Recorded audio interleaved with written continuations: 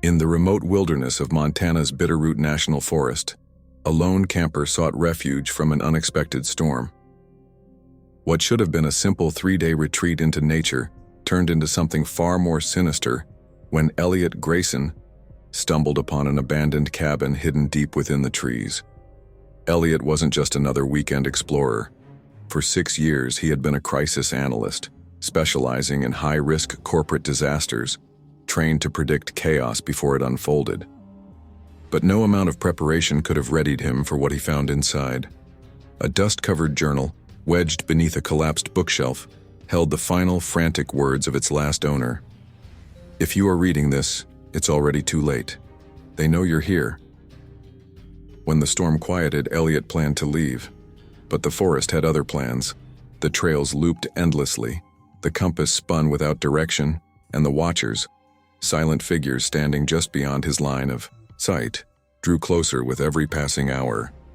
What began as a search for shelter became a desperate unraveling of a horrifying pattern. The journal was no mere record. It was an invitation. And by reading it, Elliot had accepted. The Bitterroot forest would never be the same after that night. And neither would he. Before we jump back in, tell us where you're tuning in from. And if this story touches you, make sure you're subscribed because tomorrow I've saved something extra special for you. Elliot Grayson stumbled through the underbrush, one hand shielding his eyes from the stinging rain. The storm had appeared from nowhere, transforming the crystal Montana sky into a churning mass of slate-gray clouds. His carefully plotted 3-day hike through the Bitterroot National Forest was quickly becoming a disaster. "So much for the perfect escape," he muttered, ducking beneath a pine bough that sagged under the weight of collected rainwater. He hadn't told anyone precisely where he was going. That would have defeated the purpose. 3 days of silence, of rediscovering himself away from Claire's absence and the smoking ruins of the promotion he'd sacrificed everything for. Just him and the wilderness he'd loved since childhood. Lightning split the sky, illuminating the trees ahead. In that brief electric moment, Elliot caught sight of something impossible. Straight lines among the organic chaos. A structure. He hesitated. His topographical map hadn't indicated any buildings in this area. He'd specifically chosen this route for its isolation. But as thunder cracked overhead and rain penetrated his supposedly waterproof jacket, pragmatism overrode curiosity. Shelter first, questions later. The cabin materialized as he approached, a shadow within shadows. It was small, weathered gray by elements and time, nearly swallowed by the surrounding forest. No light shone from its single visible window. No, smoke curled from its stone chimney. "Hello?" Elliot called, approaching the wooden door. His voice sounded thin beneath the drumming rain. "Anyone there?" Only the storm answered. He tried the door, locked, then circled to the window. Through the grimy glass, he could make out the dim outlines of furniture. Abandoned then. But for how long? The back door yielded to his push, hinges protesting with a sound like a wounded animal. Elliot stepped inside, water streaming from his gear, forming a puddle on the rough wooden floor. "Sorry for the intrusion," he announced to the empty room, a habit from childhood that had never quite left him. Just waiting out the storm.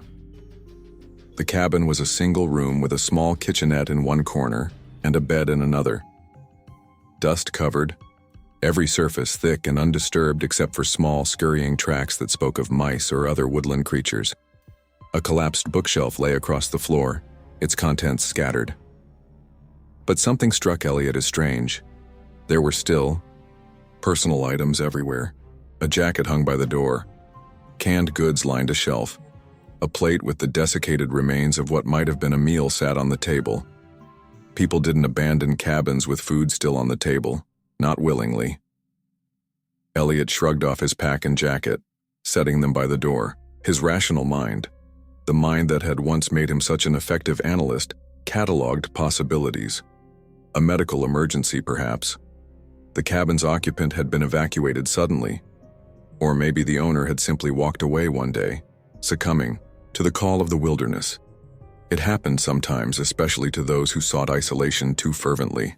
A familiar ache bloomed in his chest. Wasn't that what he was doing? Running away? Claire would say so. You always retreat when things get hard, Elliot. He pushed the thought away and began exploring. The cabin still had some kindling and firewood stacked beside a small iron stove. Within minutes, he had a modest fire going, its light casting long, dancing shadows across the room. The storm showed no sign of abating. Elliot checked his phone. No service as expected, and resigned himself to spending the night. He'd report the cabin to the Forest Service when he returned to civilization.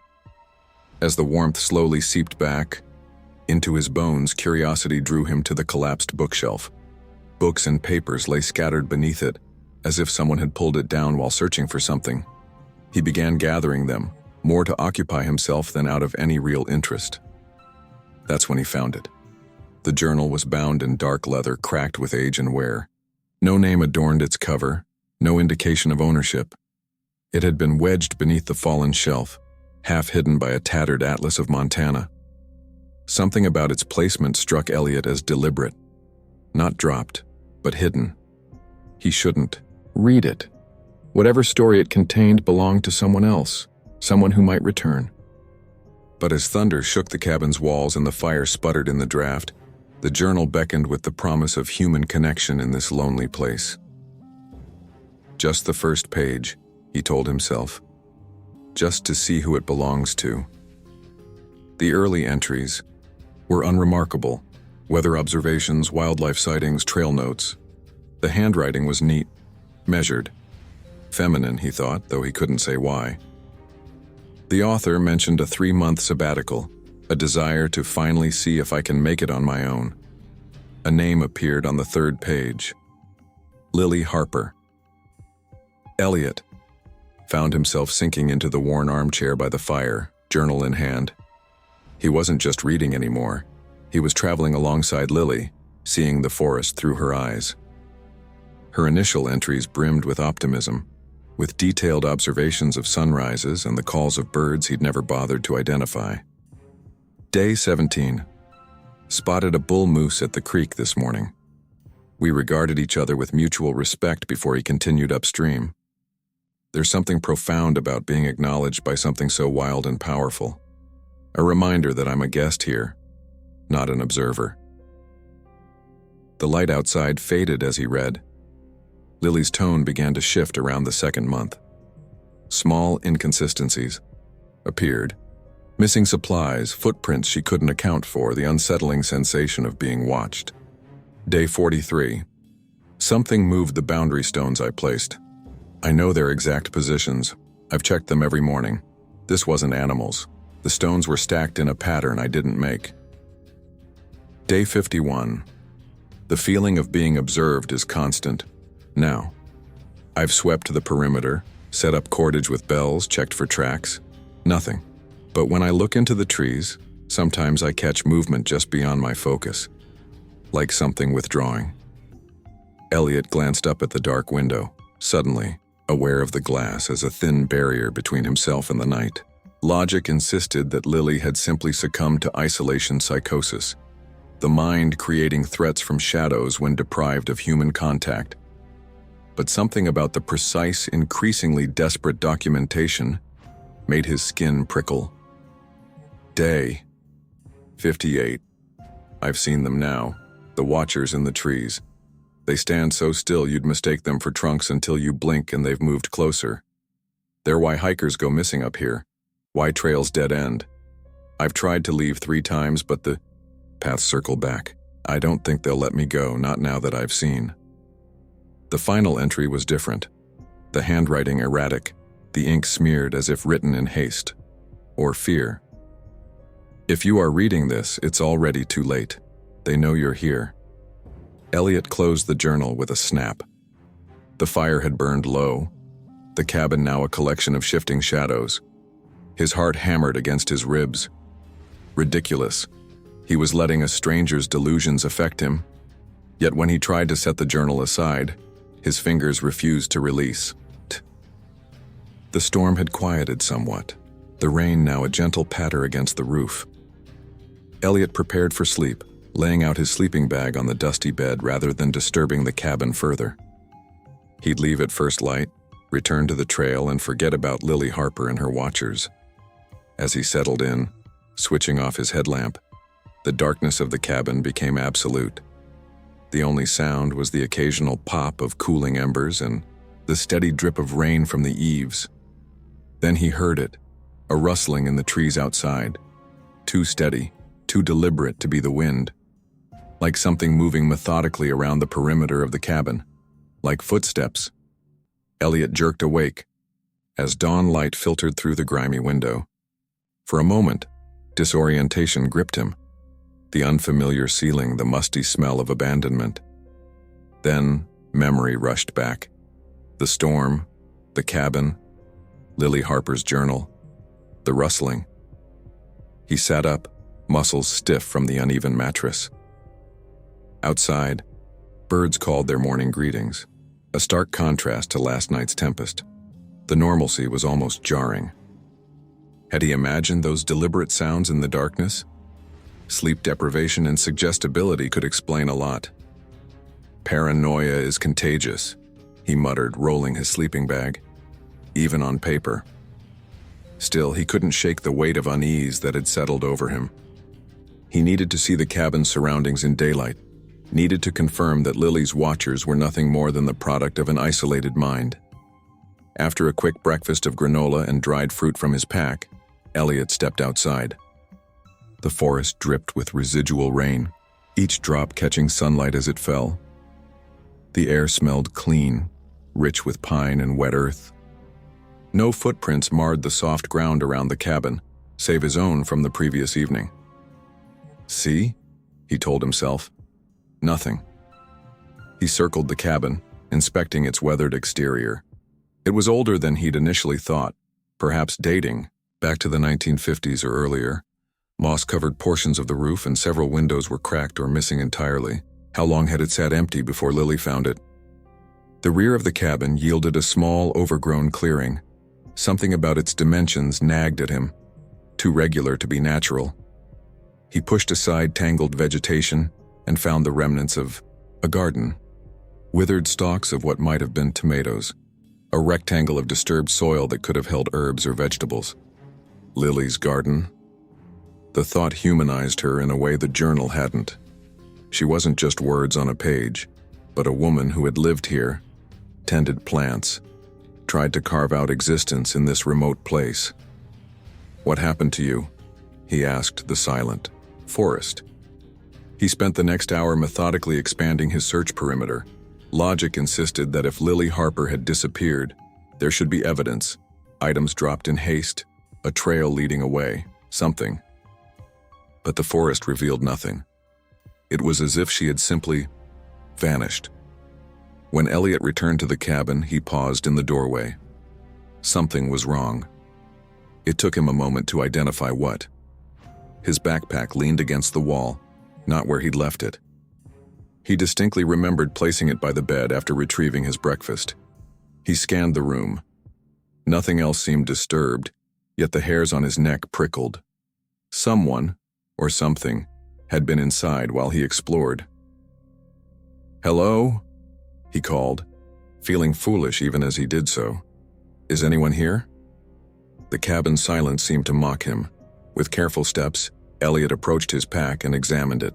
The contents appeared undisturbed, but when he checked the side pocket where he kept his compass and multi-tool, he found them slightly repositioned.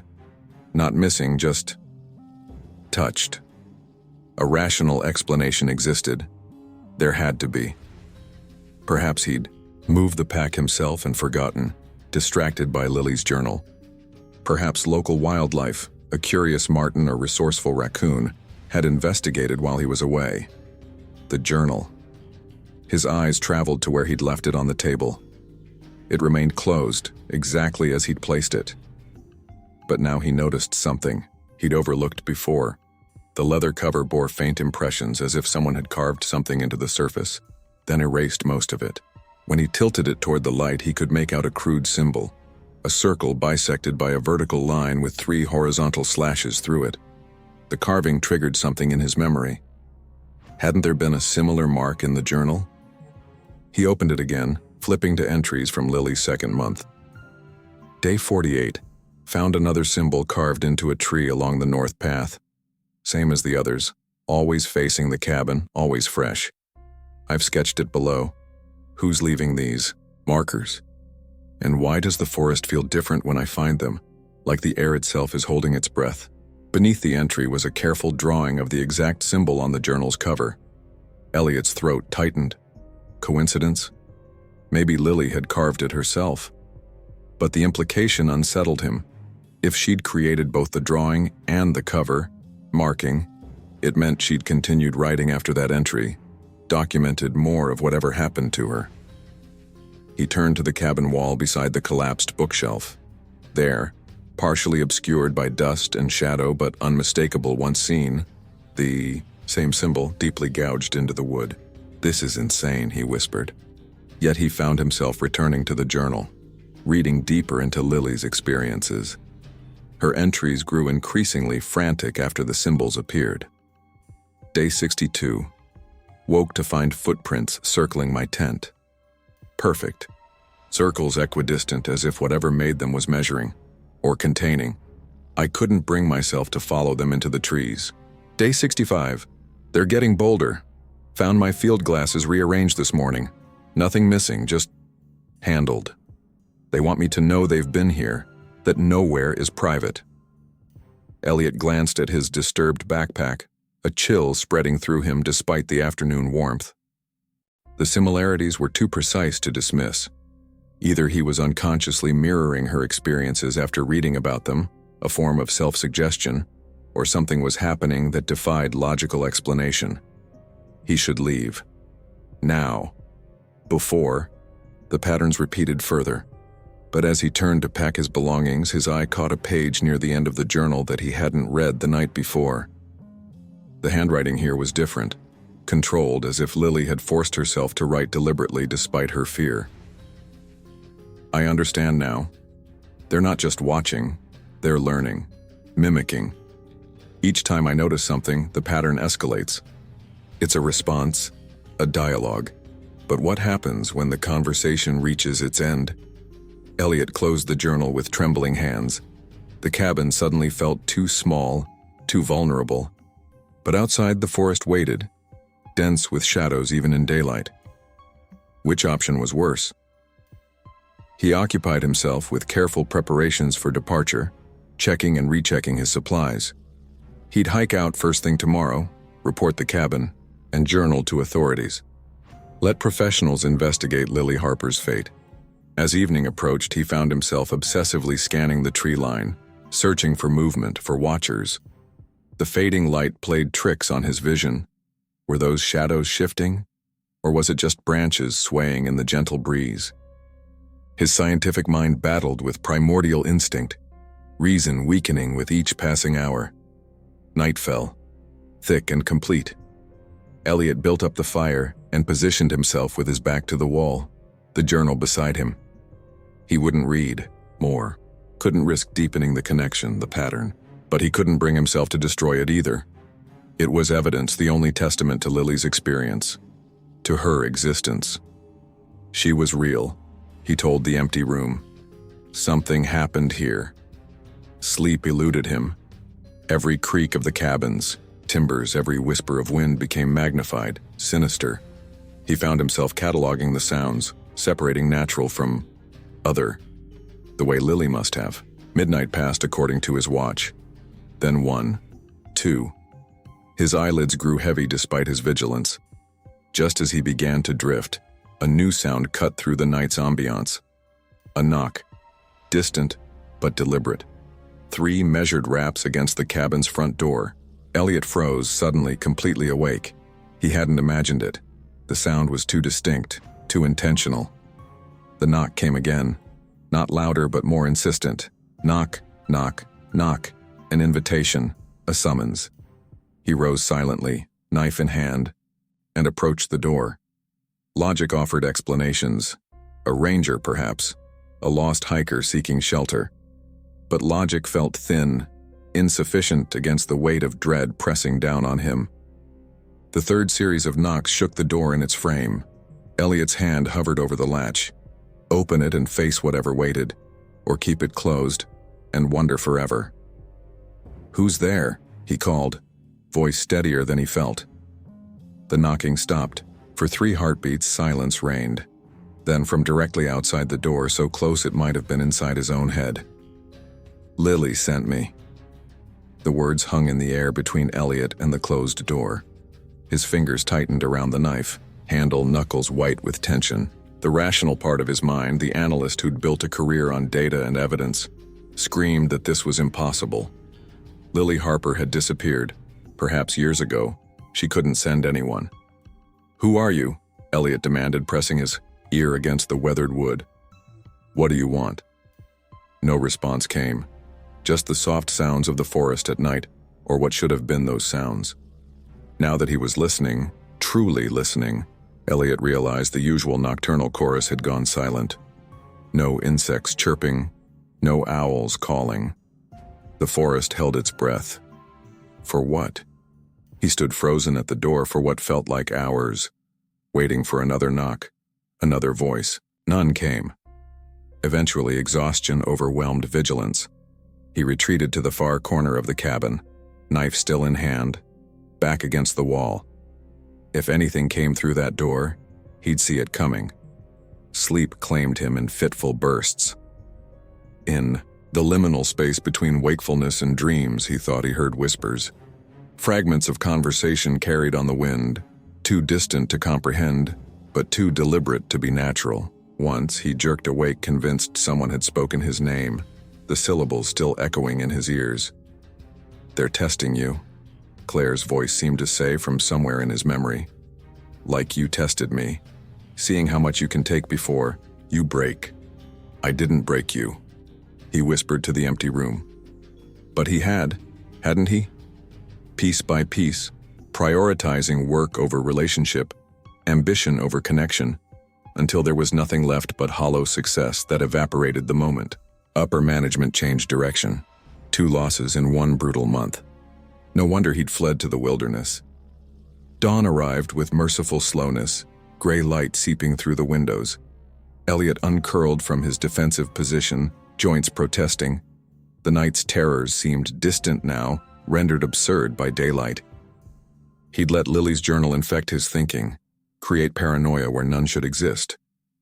"Enough," he said aloud, voice rough from a dry throat. "I'm getting out of here. Today." He packed methodically, leaving the cabin as he'd found it, minus some depleted firewood. The journal sat on the table where he'd left it, its weathered cover accusatory. Should he take it? Report it? It felt wrong to leave it, like abandoning Lily herself. But it also felt dangerous to carry it, as if the journal itself were the connection to whatever had disturbed his night. In the end, pragmatism won. The journal was evidence, possibly important to understanding what happened here. He slipped it into his pack. Outside, the morning was crisp, the forest refreshed from the rain. Elliot took a deep breath, feeling clarity return. He'd follow his original trail back, be at his car by nightfall, and put this strange interlude behind him. Just another story for... The thought died as his eyes fell to the ground around the cabin. Footprints. Not his own familiar boot treads, but something else entirely. Something large, with elongated toes and an odd gait.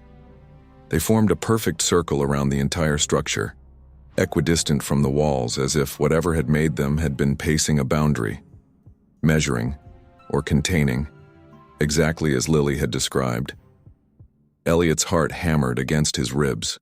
He forced himself to approach one of the prints, kneeling to examine it more closely.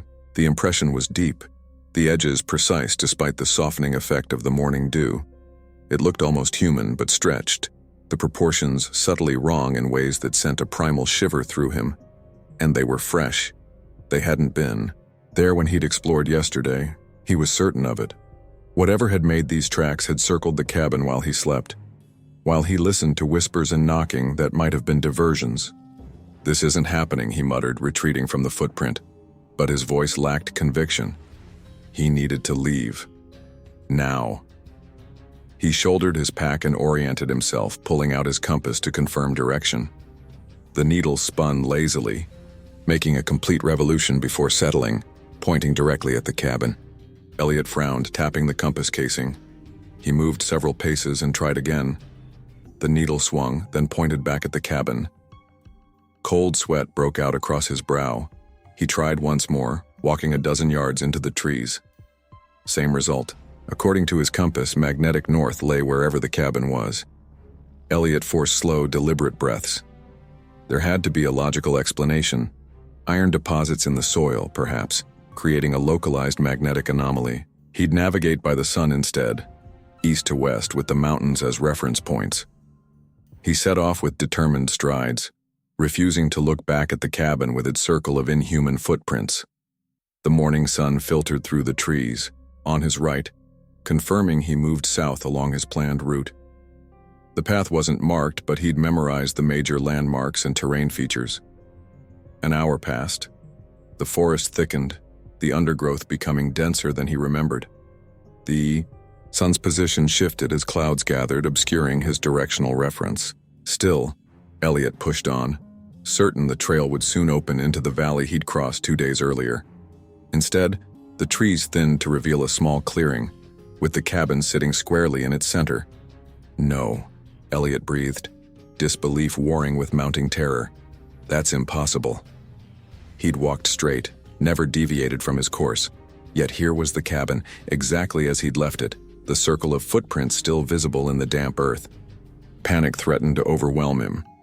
He spun around, choosing a different direction, west where the mountain's silhouette was visible through the trees.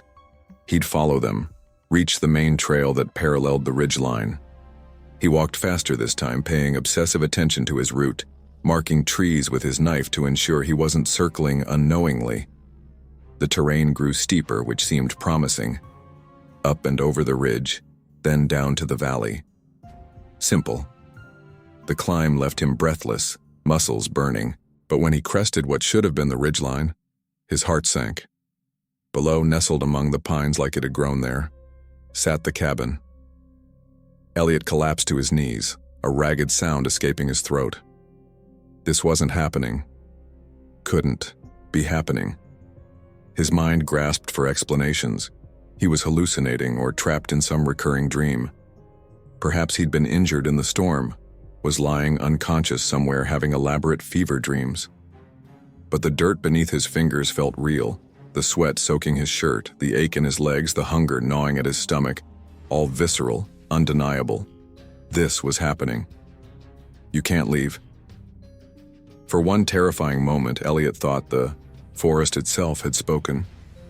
Then he realized the words were a memory, surfacing from somewhere. Had someone said that to him? The knocking visitor? The journal? Something about those words connected to the journal. With trembling hands, he removed his pack and extracted Lily's leather-bound account. It fell open as if guided by unseen hands, pages rustling to the very back where the binding had been reinforced. There, in handwriting that didn't match Lily's, neat script were 3 words: "You can't leave." The ink looked fresh, still glossy in the filtered light. Elliot dropped the journal as if burned. He hadn't written that. And unless someone had entered the cabin while he slept, no one else could have either. Yet there it was, a message that hadn't existed when he first examined the journal. His body moved before his mind could process, grabbing the journal and rifling through its pages with desperate intensity. There had to be something, an explanation, a solution, a way out. Near the center he found it, a page where Lily described her own attempts to leave. Day 67. The paths keep bringing me back. It's like the cabin is the center of a web. Every thread leads home, no matter how far I walk. They're containing me, studying me. I've tried leaving at different times in different directions, always the same result. The cabin was a trap. And now Elliot was caught in it just as Lily had been. He slumped against a tree, despair threatening to consume him. Claire's voice echoed in his memory. "You always retreat when things get hard, Elliot." Was that what this was? Another retreat gone wrong? Another failure to add to his growing collection? A faint rustling sound drew his attention. The journal in his lap had fallen open to a new page, one he was certain he hadn't seen before. On it was a meticulously drawn map, showing the cabin at its center and a trail leading deeper into the forest than he'd yet ventured. At the map's edge was a simple X, marked with the words, "The Way Out." As Elliot stared, the page turned by itself, revealing blank paper beneath. An invitation, or another trap. Elliot stared at the journal in his lap, the map seemingly drawn by unseen hands. His rational mind, what remained of it, scrabbled for explanations. Had the map been there all along, concealed somehow? Had exhaustion and fear blinded him to its presence? Or was something else at work, something that laughed at his attempts to apply logic? He traced the path with his finger, noting how it wound northeast from the cabin, following what appeared to be a stream bed before climbing to higher elevation. The X marking "The Way Out" sat at what looked like a clearing among dense forest. "This could be another trap," he said aloud, as if articulating his doubts might somehow protect him. But what choice did he have? The cabin had become a prison, the forest its walls. He could stay and await whatever came with nightfall, or he could follow this breadcrumb, however dubious its source. Elliot squared his shoulders, the gesture reminiscent of how he'd prepared for difficult meetings, presentations where careers hung in the balance. The comparison felt absurd now, how trivial those concerns seemed compared to his current reality. He gathered his essentials: water, energy bars, first aid kit, knife. The journal went into his jacket pocket close to his chest. Whether dangerous artifact or survival manual, he wouldn't leave it behind. Telling and preparing this story took us a lot of time, so if you are enjoying it, subscribe to our channel. It means a lot to us. Now back to the story. The map indicated a narrow game trail leading from behind the cabin, almost invisible unless you knew to look for it. Elliot found it within minutes, too easily perhaps, as if it had been waiting for him. The path was barely wider than his shoulders, overgrown in places but distinctly present. What struck him immediately were the markings. Every dozen yards or so, carved into trees flanking the trail, were symbols. Some matched the circle and slash he'd seen in the journal and on the cabin wall. Others were new, spiraling patterns, angular shapes like broken letters from an unknown alphabet. All seemed to point forward, urging him deeper. "Follow the breadcrumbs," Elliot muttered, a humorless smile twisting his lips. "Right into the witch's oven." Claire had accused him of selective bravery, fearless when facing corporate adversaries, but cowardly when confronting emotional truths. What would she think of him now, following mysterious signs into unknown danger? Would she call it courage or folly? The trail gradually steepened, forcing Elliot to use roots and branches as handholds. His city-softened muscles protested, reminding him how far he'd drifted from the outdoorsman of his youth. The path paralleled a stream which grew louder as he ascended, eventually revealing itself as a series of small waterfalls cascading over moss-covered rocks.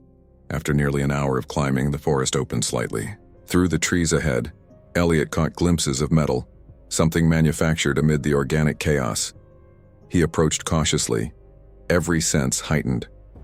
The radio tower rose like an industrial skeleton against the blue sky, its rusted lattice framework reaching perhaps 60 feet high.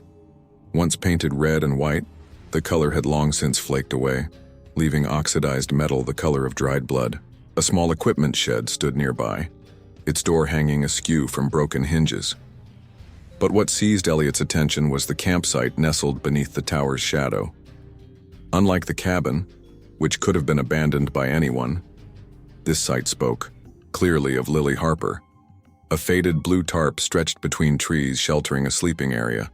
Beneath it, a sleeping bag lay unzipped, as if its occupant had just stepped away. A camp stove sat on a flat rock, a blackened pot still in position. Personal items were arranged with careful precision: a hairbrush, a weathered paperback, a silver locket hanging from a branch. The scene was too perfect, too preserved. Montana winters were harsh, its wildlife opportunistic. After years, nothing should remain so, arranged, unless something had been maintaining it, keeping it ready. Elliot approached slowly, camera phone out, documenting everything. Evidence, he told himself, for when he got out, for whoever came looking if he didn't. The tarp crackled softly in the breeze, drawing his attention upward, scratched into the tree trunk above the shelter, barely visible beneath layers of sap. Were words, "They come at night, if I run, they follow." A chill ran through him despite the afternoon warmth. He couldn't help scanning the surrounding forest, searching for watching eyes among the endless trees. The sensation of being observed had grown steadily since he'd left the cabin, but here, it intensified, a weight pressing against his skin. Kneeling beside the sleeping bag, Elliot was struck by another impossibility.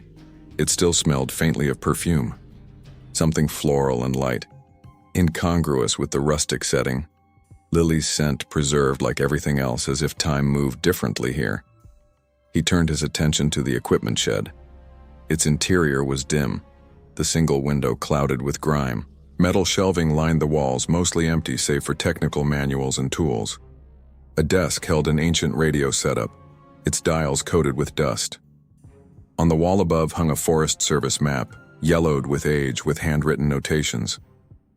Elliot brushed dust from the map, revealing Lily's neat handwriting. She'd marked locations throughout the surrounding wilderness, X's in red ink, each accompanied by dates. The most recent was less than a mile from their current position, dated just 3 days before her final journal entry.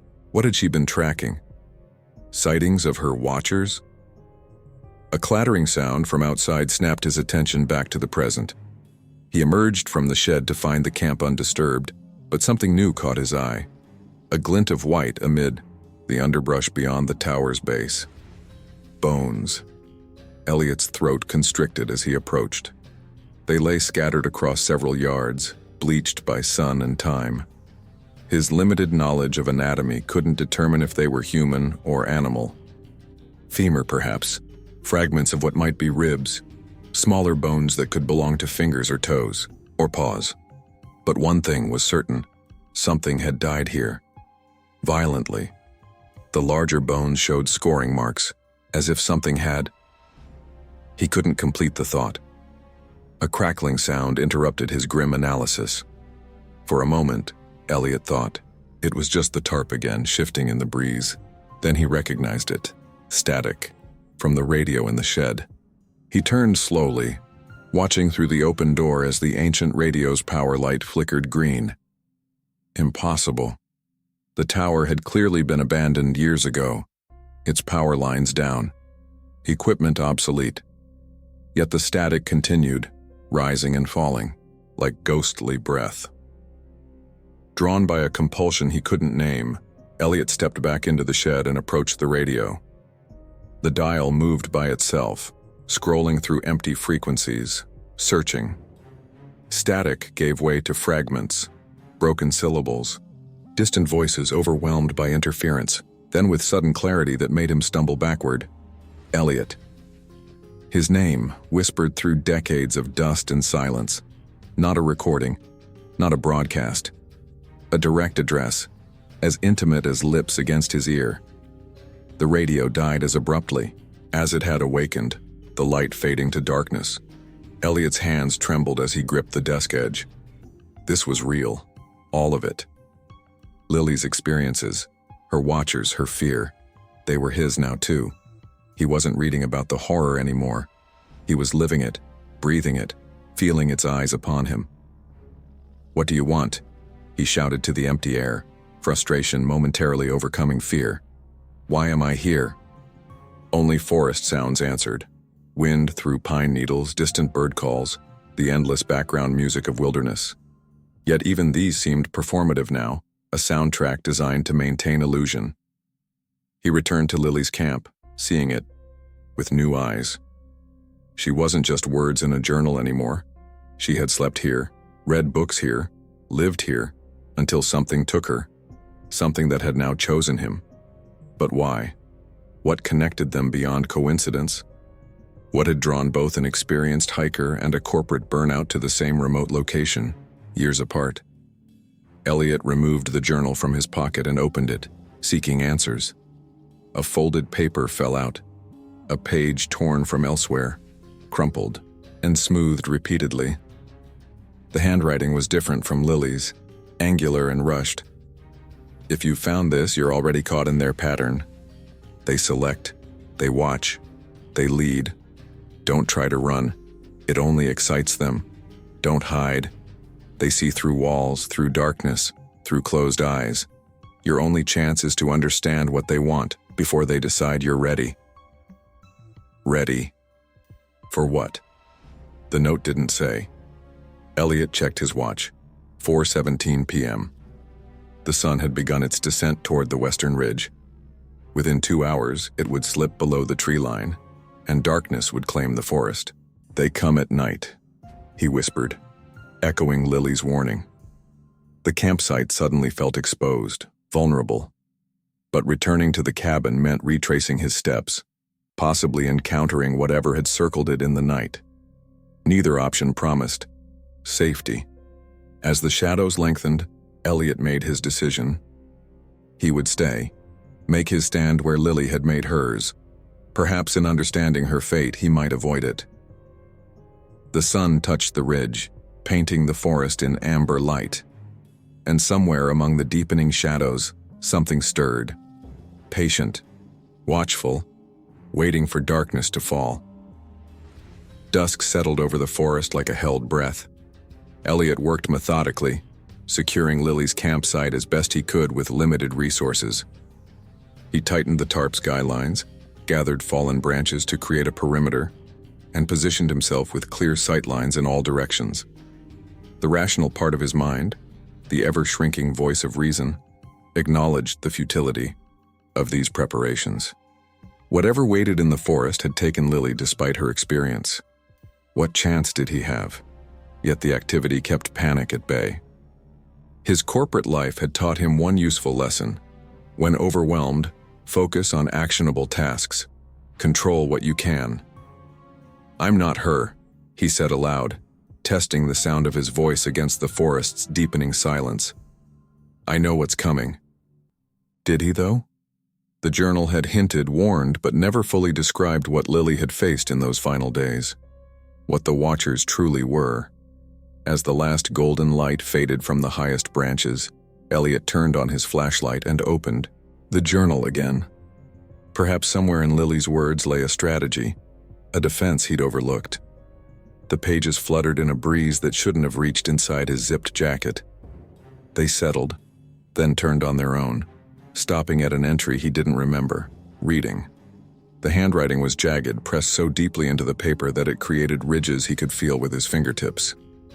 Day 72. They only move when you look away. Like quantum particles or children's statues, observation freezes them. I've tested it. Watched for hours until my eyes burned. The moment I blinked, closer. They're studying me, studying them. A grotesque mirror. Elliot's pulse quickened. He raised his head, sweeping the flashlight beam across the tree line. The forest appeared normal. Dark, yes, but familiar in its shapes and shadows. Then he saw it. At the edge of the clearing, partially obscured by a pine trunk, stood a figure. Tall, unnaturally thin, its proportions subtly wrong in ways that triggered instinctive revulsion. It didn't move, didn't seem to breathe, just stood, watching. Elliot's breath caught in his throat. He kept the light trained on the figure, afraid to look away. It remained perfectly still, a silhouette darker than the surrounding night. "I see you," he whispered, the words emerging with unexpected steadiness. Was it his imagination, or did the figure tilt its head slightly? A gesture of acknowledgement? Or merely the shifting shadows as clouds passed over the rising moon?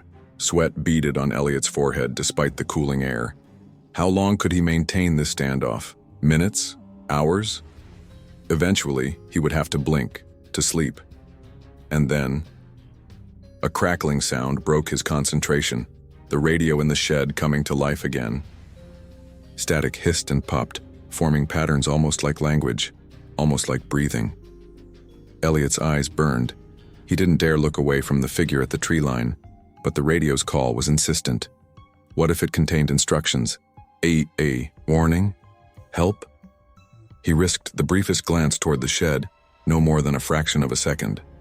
When his eyes returned to the tree line, the figure was gone. Panic surged through him as he swept the flashlight across the forest edge. Nothing. No sign of movement, no disturbance in the underbrush. It had vanished, or repositioned, in the time it took him to blink.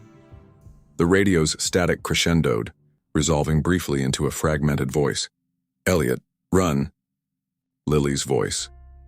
He was certain of it, the same timbre he'd imagined while reading her journal entries. Not a recording from the past, but immediate, urgent. A twig snapped behind him. Elliot whirled, flashlight beam cutting through darkness, and froze. 3 figures stood at the opposite edge of the clearing. The same wrong proportions, the same unnatural stillness. Watching, waiting. They hadn't been there seconds before. Impossible to have moved so quickly, so silently. Unless they hadn't moved at all. Unless they'd been there all along and he simply hadn't seen them. The realization hit him with physical force. He was surrounded. His flashlight flickered, the beam weakening though he'd replaced the batteries that morning. He shook it desperately, and it stabilized, illuminating a 4th figure now standing beside the others, closer than before. The radio's voice came again, clearer this time. "Don't let them see you see them." Elliot's rational mind, the analyst, the problem solver, made its final desperate stand. There was a pattern here, a rule to be understood. The watchers moved when unobserved. They froze when watched. They were hurting him, containing him, studying his reactions. "What do you want?" he shouted, voice cracking with tension. The figures remained motionless. The radio fell silent. The entire forest seemed to hold its breath, waiting for his next move. Then the journal on his lap turned to a new page. The handwriting wasn't Lily's, nor was it the angular scrawl of the warning note. It was his own, yet he hadn't written it. They want what they've always wanted, new stories, new fear, new endings. Elliot's composure shattered. The flashlight slipped from his trembling fingers, its beam sweeping wildly across the clearing, before pointing skyward like a fallen spotlight. In that chaotic moment, he glimpsed movement, the figures shifting position, closing distance. No longer at the forest's edge, but halfway to his position. No longer standing, but contorted and impossible. Postures of motion frozen mid-stride. The flashlight died. Darkness crashed down, absolute and suffocating. Elliot could see nothing, but he could feel them. A pressure in the air, a wrongness that made his skin crawl. They were close now, waiting for his next blink, his next moment of inattention. The radio erupted with Lily's voice, no longer fragmented but clear, desperate. "Elliot, run!" His body responded before his mind could process, launching from his crouch into blind flight. He abandoned everything, pack, supplies, even the journal, keeping only the knife gripped in his white-knuckled hand. Direction didn't matter. Only distance. Only escape. He crashed through underbrush, branches whipping his face, roots threatening to trip him with every step. His flight was a cacophony of snapping twigs and gasping breath, painting an audio trail any hunter could follow. But stealth wasn't an option. Speed was his only hope. Behind him, something moved through the forest with terrible efficiency. Not crashing, not breathing hard, but flowing. A silence that somehow conveyed pursuit more effectively than any sound could have. Elliot's foot caught on a root, sending him sprawling. He tumbled down a short, steep embankment, loose earth, and stones cascading with him. Pain shot through his shoulder as he rolled to a stop, momentarily stunned. Get up now. Moonlight filtered through the canopy, providing just enough illumination to see the hollow he'd fallen into. Not a natural depression, but something constructed, concrete visible beneath years of accumulated forest debris. A hatch of some kind, half buried in the embankment wall. The sound of pursuit grew closer, branches swaying though no wind blew, underbrush rustling with deliberate movement. They were coming. seconds away. Desperation lent Elliot strength. He clawed at the hatch, fingernails breaking against the rusted metal. It refused to budge, decades of dirt and vegetation sealing it shut. Something emerged at the top of the embankment, a silhouette blacker than the surrounding night. It didn't move like a human, more like a stop-motion animation missing frames, its position changing without the intermediate movement. The knife. Elliot jammed his blade into the hatch's edge, leveraging with all his remaining strength. Metal groaned, protested, then yielded with a shower of rust and dirt. The hatch swung open, revealing a black void beneath. No time to consider what waited below. The watcher at the embankment's edge had been joined by others. 3, 5, more materializing with each terrified blink. Their formation suggested not just pursuit, but herding, driving him toward this very spot. Had this been their plan all along? Too late for such questions. Elliot slid feet first into the opening, the hatch swinging closed above him with a finality that suggested purpose rather than accident. He fell, darkness swallowing him whole, the sound of his own scream echoing off unseen walls. Then impact. Painful, but not fatal. A floor where he expected an endless drop.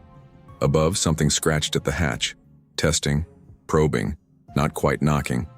A sound so deliberate it could only be communication. Then silence.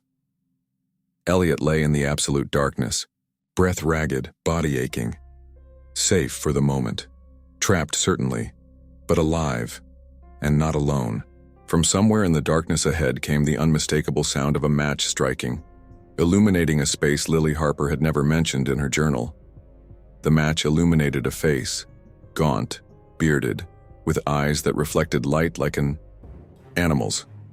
Elliot scrambled backward until his spine pressed against cold concrete, knife raised in trembling defense. "Easy," the stranger said, voice rough from disuse. "You're safe, for now." The man lit an oil lamp, its glow revealing a small underground room lined with metal shelving. A military bunker perhaps, or some forgotten government installation. The walls were covered with maps, photographs, and papers pinned in chaotic overlapping layers. "Who are you?" Elliot demanded, knife still pointed at the stranger. "What is this place?" "Name's Cooper." The man's face remained impassive. "Forest, service once upon a time. This was a fire lookout station's emergency shelter before they decommissioned it, before they gave up on this section entirely." "Gave up on what?" Cooper's expression darkened. "On finding out what happens to people who come here." He moved with the careful efficiency of someone accustomed to rationing energy. From a cabinet, he produced a canteen and offered it to Elliot, who hesitated before accepting. "You're not the first to find your way here," Cooper continued, settling onto a metal folding chair. "Won't be the last. But you're alive, which means they're not done with you yet." "They," Elliot echoed. "The Watchers." Cooper nodded, a grim acknowledgement. "What are they?" Elliot asked, lowering the knife but keeping it close. "Wrong question." Cooper gestured to the wall covered in documents. "Not what, why?" Elliot approached the wall, drawn by what appeared to be a timeline. Newspaper clippings dated back to the 1920s. Missing hikers, abandoned camps, strange lights reported in the forest. Photographs showed search parties and grieving families. More recent editions included printed emails, official reports, and handwritten accounts. "You've been tracking this for decades." "Not me alone." Cooper's voice carried a weight of collective effort. "Others before. Some stayed, most ran. The ones who ran never made it out." Elliot's gaze fell on a familiar name circled in red, Lillian Harper. "Lily," he breathed. "She was here? In this bunker? Smart girl. Found patterns none of us saw." Cooper rubbed his beard. "Thought she'd figured out how to break the cycle." "What happened to her?" Cooper's silence was answer enough. As Elliot surveyed the cramped space, he noticed supplies organized with military precision. Canned food, water jugs, medical kits. Enough to survive for months. In one corner sat A desk with a ham radio set up, disabled, wires disconnected. Beside it, something that made his heart stutter. A cassette recorder, dusty but intact, with a tape inside labeled in familiar handwriting. Final entry. Is that... Cooper nodded. Her last recording. Made me promise to play it for whoever. Came next, that'd be you. With unsteady fingers, Elliot pressed play. The tape hissed, then Lily's voice emerged. Not the calm, measured tone he'd imagined from her journal, but rapid, desperate. If you're hearing this, you've found Cooper's bunker. Good. You've bought yourself time, but that's all. The Watchers. Don't break in. They don't need to. They wait. They always wait. Listen carefully. They're not just watching. They're collecting. Curating. I thought it was random at first. Hikers in the wrong place at the wrong time. But it's selective.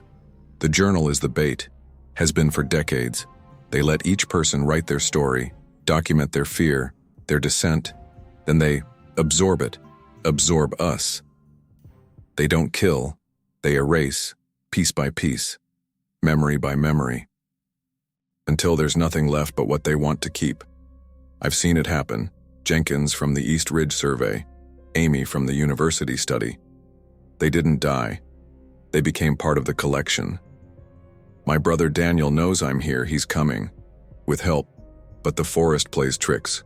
Paths change. Compasses fail. I've marked a route on the southwest map that might work. A blind spot in their awareness. But someone scratched it out after I tried. I think someone in here doesn't want us to leave. There's more of us inside them than there is of them. Like a collective, watching ourselves be watched. Becoming the watcher. The tape cut to static, then silence. Elliot's blood ran cold. She became one of them? Cooper shrugged. Maybe. Or something worse. What does that mean? The journal. Cooper's eyes fixed on him with sudden intensity. You read it, carried it, it changed under your hands, didn't it? Showed you what you needed to see? Elliot nodded slowly, remembering pages turning on their own. New entries appearing, the map materializing when he needed direction. That's how it works, Cooper continued. The journal isn't just a record, it's part of them. Or they're part of it. Same with the radio, the paths, even this bunker, all connective tissue. Elliot thought of the radio tower crackling to life, whispering his name. The way the forest had redirected him back to the cabin no matter which direction he walked. The footprints that appeared overnight, surrounding him. Why me? He asked, voice barely audible. Why any of us? Cooper gestured to the wall of documents. Some think they feed on fear. Others believe they're studying us, like scientists with lab rats. I think it's simpler. I think they're lonely. The absurdity of the statement might have made Elliot laugh in another context. But here, underground, with the memory of those watching figures fresh in his mind, it struck a chord of terrible possibility. He crossed to the desk, examining the maps pinned above it. One showed the surrounding wilderness with various routes, marked in different colors. Most ended in large X's. One path, heading southwest as Lily had mentioned, had been violently scratched out, the paper torn through by whatever implement had erased it. Beneath the map lay scattered pages of notes, some in Lily's handwriting, others in styles he didn't recognize. One caught his eye. The journal chooses. It finds those who will write the best stories, the most authentic fear. If you're reading it, you were selected. Another more chilling.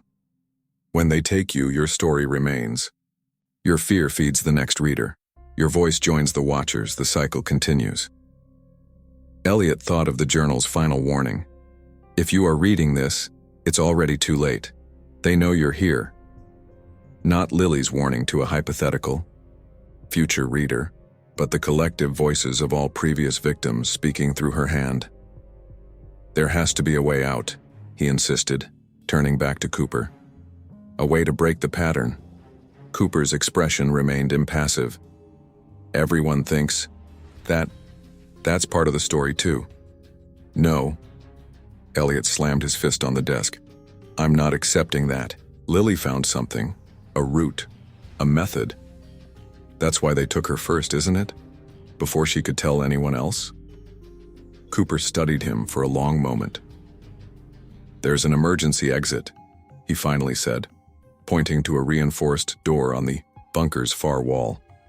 Leads to a maintenance tunnel, then up to an access road about a mile north. Might work, might not. Has anyone ever tried it? A few. Cooper's gaze slid away. Never heard from them again. Could mean they escaped. Could mean they got caught. Elliot approached the door, heart racing. Logic and survival instinct battled within him. The bunker was safe, for now. But it was also a trap, a waiting room. Eventually, supplies would run out. Eventually, he'd have to leave. "What about you?" he asked, turning back to Cooper. "Why are you still here?" Something shifted in the man's expression. A flicker of emotion, quickly suppressed. Someone has to warn the next one. The implication hung between them. Cooper wasn't just a survivor. He was a part of the pattern, another cog in the machine. "I'm leaving," Elliot decided, gripping the door's handle. "Now, while it's still night. They'll be waiting. Maybe, but I'm not writing the ending they expect." As his fingers closed around the cold metal handle, a whisper brushed the back of his neck, so close he could feel breath against his skin. "Elliot." He froze. Cooper sat motionless across the room, too far to have spoken. The voice came again, directly in his ear, intimate and familiar. "You can't leave yet. Your story isn't finished."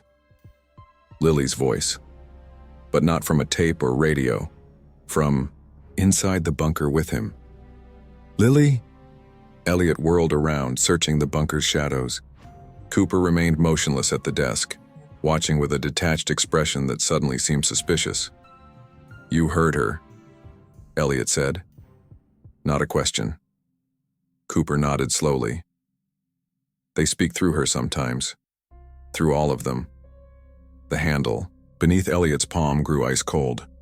He released it as if burned, stumbling backward. "She's in here with us." "Not exactly." Cooper's voice remained steady. "Just echoes, fragments. The longer you stay, the clearer they become." Panic surged through Elliot. Not the blind terror of being chased through the forest, but something deeper. The fear of losing himself, of boundaries dissolving between observer and observed, hunter and hunted. "I'm leaving," he decided, gripping the door handle again despite its unnatural chill. "Now." Cooper made no move to stop him. "The maintenance tunnel will be dark. Take the flashlight by the door. And Elliot," his expression softened momentarily, "if you make it out, tell someone about this place. About all of us." The door opened with surprising ease, revealing a narrow concrete passageway stretching into darkness. Elliot grabbed the flashlight, tested its beam, and stepped through without looking back. The door swung shut behind him, with a metallic finality. The tunnel air was stale but breathable, the walls damp with seepage. Elliot moved quickly, counting steps to focus his mind, to drown out the memory of Lily's whisper. 117 steps brought him to a junction, left or right.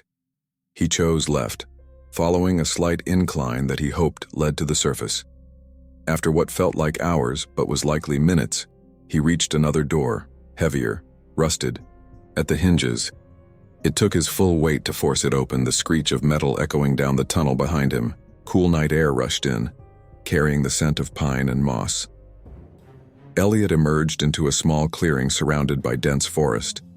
Moonlight filtered through the canopy, providing just enough illumination to make out a narrow dirt track that might once have been an access road.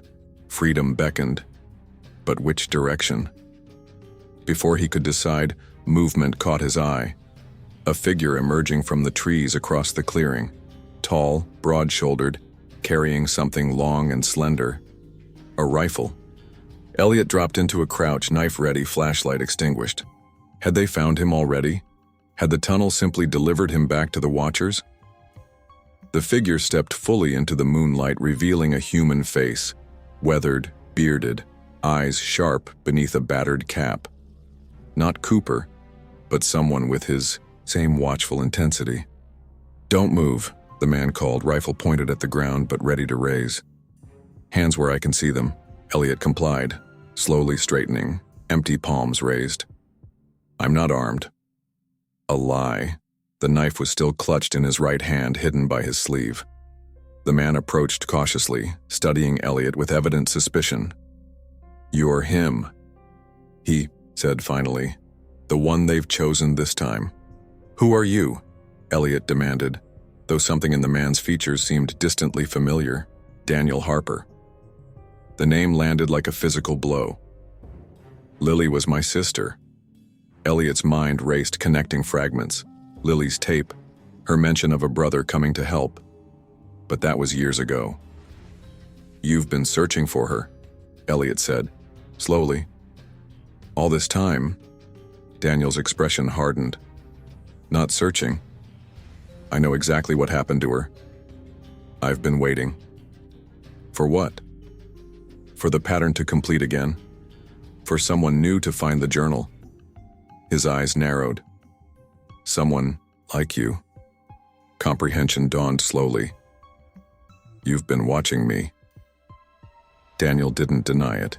"Since you found the cabin, I've tracked dozens like you over the years, all following the same breadcrumbs, all disappearing one by one." "Why didn't you warn me?" Anger flared in Elliot's chest. "You could have stopped this." "Would you have listened?" Daniel's laugh was harsh.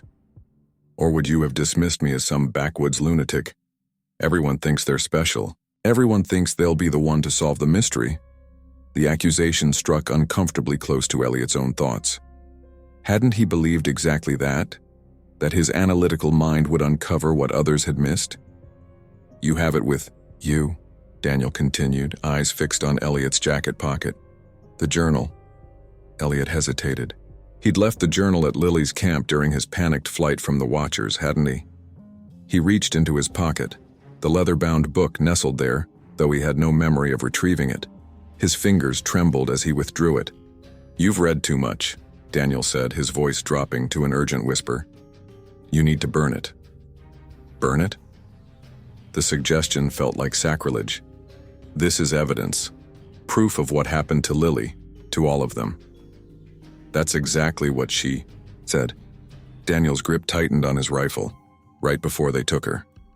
He stepped closer, moonlight revealing details Elliot had missed. The haunted hollows beneath his eyes, the premature gray in his beard, the obsessive intensity of a man who had surrendered everything to a single purpose. "Listen carefully," Daniel said. "I've been tracking this thing for 6 years. Every time someone finds the journal, they disappear. It's not random. It's a pattern, a feeding cycle." "The Watchers," Elliot murmured. "They're not hunting people," Daniel continued. "They're collecting them, curating them. The journal is the hook. It finds the right kind of mind, the right kind of fear. Yours." Elliot thought of Cooper in his bunker museum of disappearances, of Lily's tape describing how victims were erased rather than killed, of the journal writing itself in his own hand. "Why me?" he asked, echoing his earlier question to Cooper. "Because you're like Lily, analytical, persistent. You don't just feel fear, you study it, dissect it. That makes it purer, somehow, more substantial." Daniel gestured to the journal. "That thing isn't just a record, it's part of them. A web that connects all the victims, past and future. The more you read, the more you write.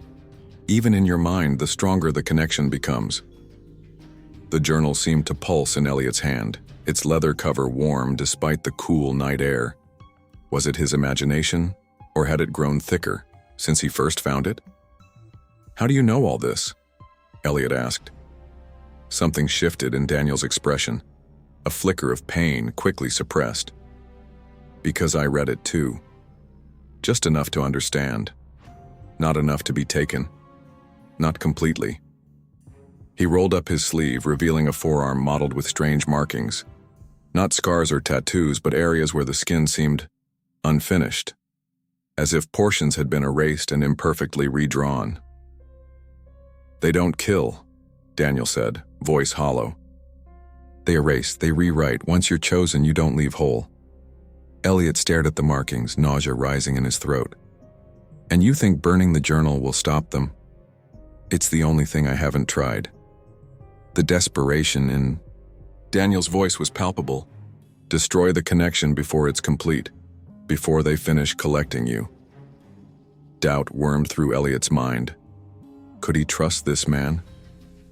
Daniel's story aligned with everything he'd experienced, with Cooper's explanations, with Lily's warnings. But something felt wrong. Too convenient, perhaps. Or was that just his own reluctance to surrender the mystery? What if this is just another part of the pattern? Elliot asked. What if you're another piece of the trap? Daniel's laugh held, no humor. That's the problem, isn't it? Once you're in deep enough, everything becomes suspect, even your own thoughts. He reached into his jacket and produced a silver Zippo lighter, worn smooth by years of handling. Burn it. Now. Elliot stared at the lighter, then at the journal. Destroying it meant abandoning any hope of understanding what happened to Lily, to the others. It meant surrendering the truth he'd pursued with such determination. But what if Daniel was right? What if the pursuit itself was the trap? The forest around them had grown unnaturally still. No wind stirred the branches. No animals called in the darkness. The familiar sense of being watched returned, pressing against Elliot's skin like a physical weight. Daniel sensed it too. His posture stiffened, rifle raising slightly. They're coming. You need to decide. Memories flashed through Elliot's mind. Claire accusing him of retreating when things got difficult. His stubborn pursuit of answers at the expense of connection. The arrogant belief that his analytical mind could solve any puzzle, navigate any challenge. Was this moment just another manifestation of that pattern? Choosing knowledge over survival? Daniel tossed him the lighter. Elliot caught it reflexively, his thumb rubbing over the engraved surface, a set of initials. L.H. Lily's lighter. The clearing darkened as clouds crossed the moon. At its edges, shadows shifted, not with the random movements of branches and wind, but with purpose, with patience. Last chance, Daniel said softly. Burn it and run, or become part of the collection, like Lily, like Cooper. Elliot flicked the lighter, the small flame dancing in the still air. He held it to the journal's edge, watching as the fire licked tentatively at the weathered leather. Decision time. The flame flickered against the journal's edge, catching, spreading. Elliot's hand trembled as fire consumed the first corner, blackening the leather with surprising speed. Something within him screamed in protest. Not his voice, but not entirely foreign either. Do it, Daniel urged, rifle trained on the forest's edge where shadows had begun to coalesce. All of it. The journal grew hot in Elliot's grasp, yet he couldn't release it. The fire crawled across the cover, eating into the pages, turning Lily's words, and the words of countless others before her, into ash and smoke. As it burned, Elliot felt a curious lightening, as if invisible tethers were being severed one by one. Then movement.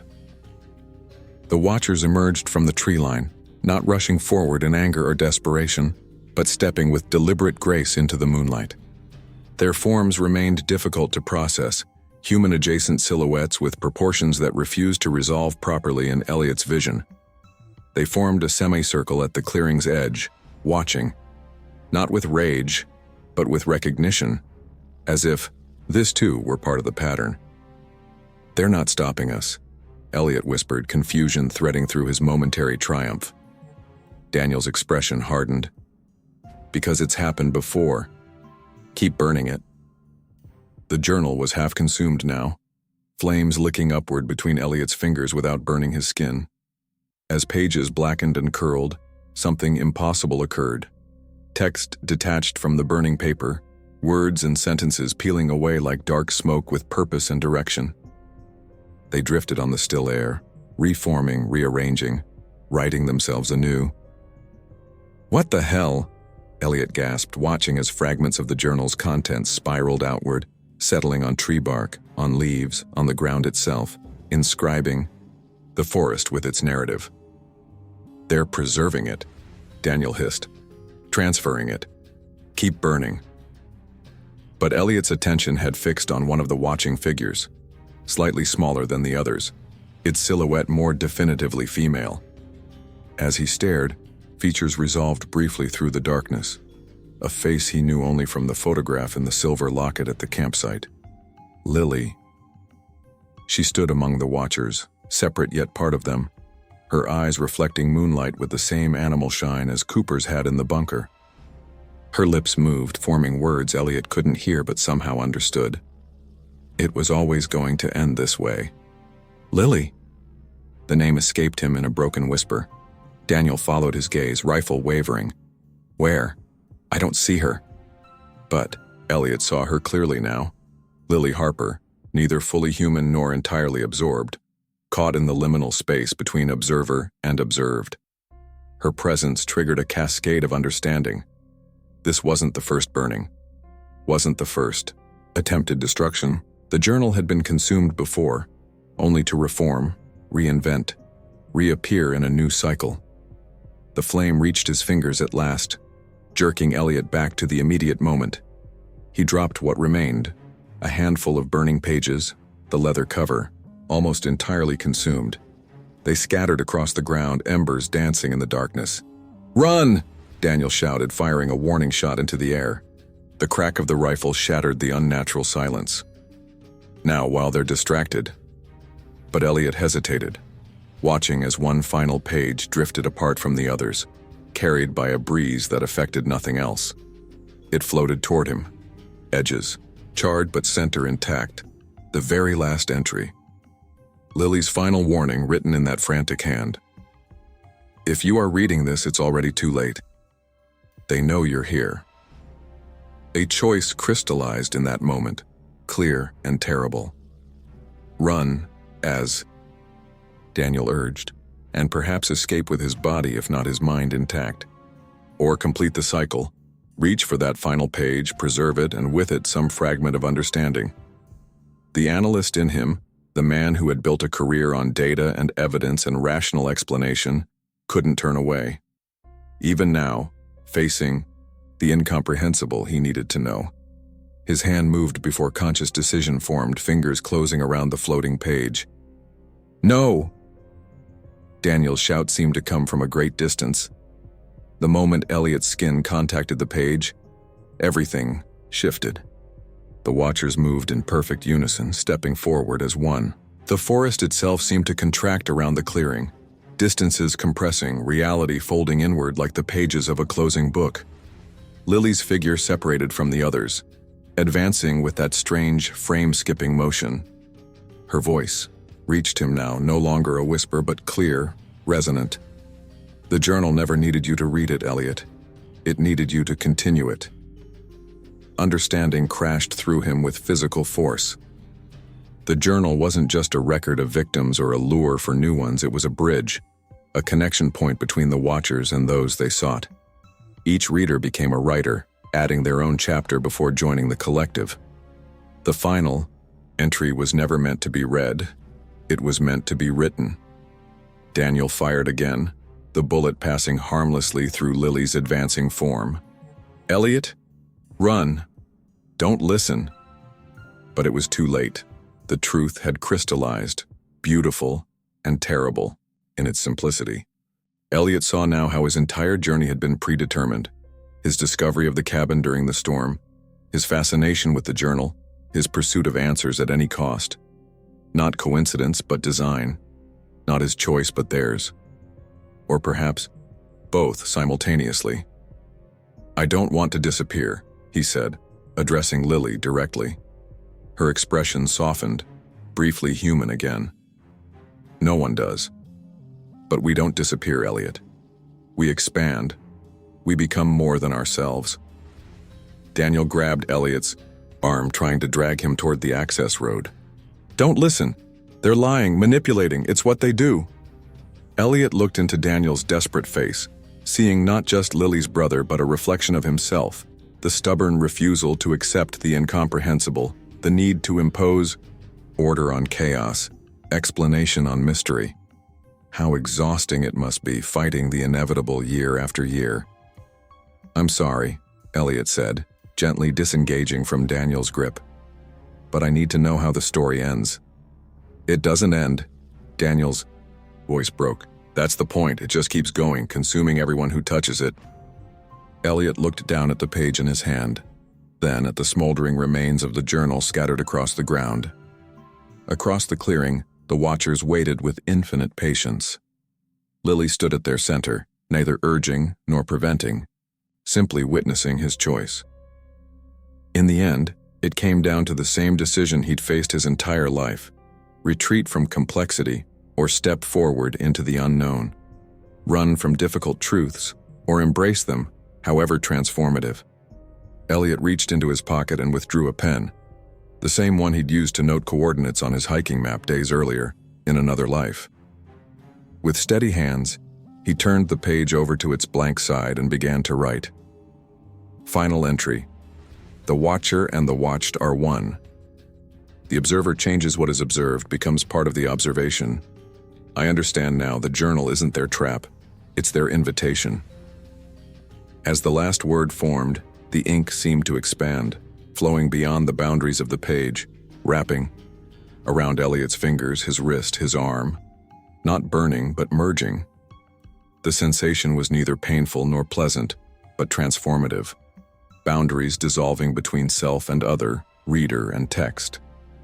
Daniel shouted something, the words lost as reality compressed further.